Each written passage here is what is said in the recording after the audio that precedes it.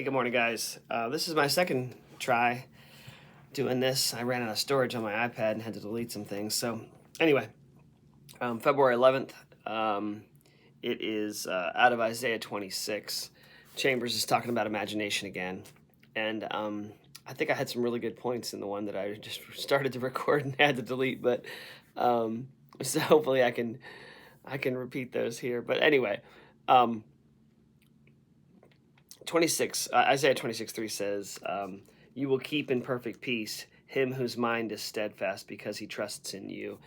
And he's talking about peace and trusting in God, obviously. But Chambers takes it to a little different place, and again is highlighting this using our imagination to place ourselves before God. And the one thing I was thinking about, and it gets a little bit weird here, so bear with me for a minute. But imagination is really something that, other than the current moment that we're living, is something that we use to even project into our past. We imagine what things were because we're not actually experiencing them right this minute, and definitely into the future as we think about what things what will be.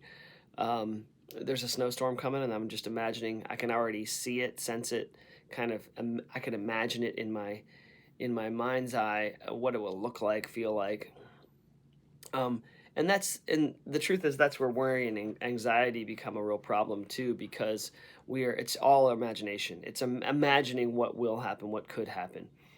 So what Chambers is, I think, encouraging us to do is take that imagination and place it before God, and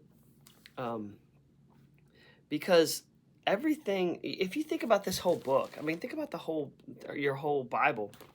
We have to imagine what, even these stories, the stories are asking us to, as they do in movies, suspension of disbelief,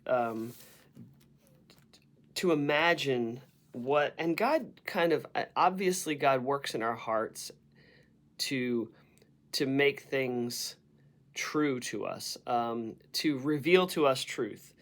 But even the stories that we read, the characters that we study in Scripture, we are using our imagination to place ourselves with them, and to make our minds align our minds with them.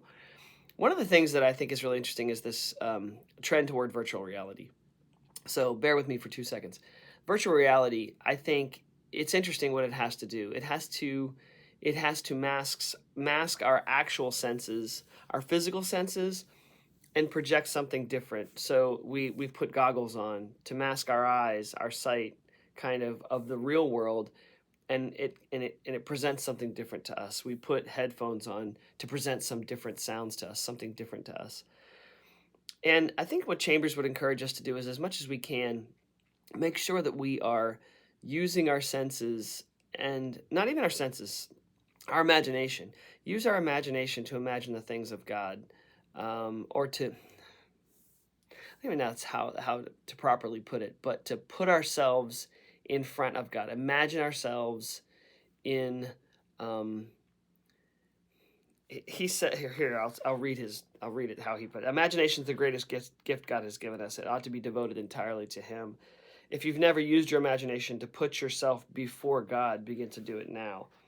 And then he expounds on that a little bit here in the end of the first paragraph. Learn to associate ideas worthy of God with all that happens in nature.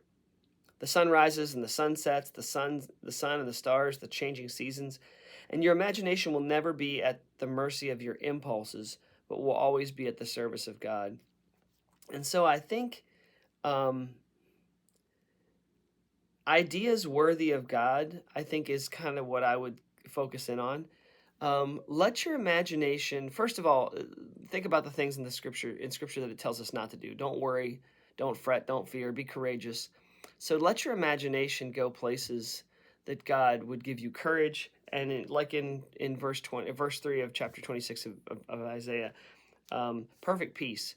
God gives us perfect peace when our imaginations don't steer towards worry, anxiety, greed, lust, those kinds of things, but instead ideas worthy of God. I'll leave you with that. I'm not sure if that made any sense to you. I hope it did a little bit. Maybe it made more sense to you than it did me. Have a great day.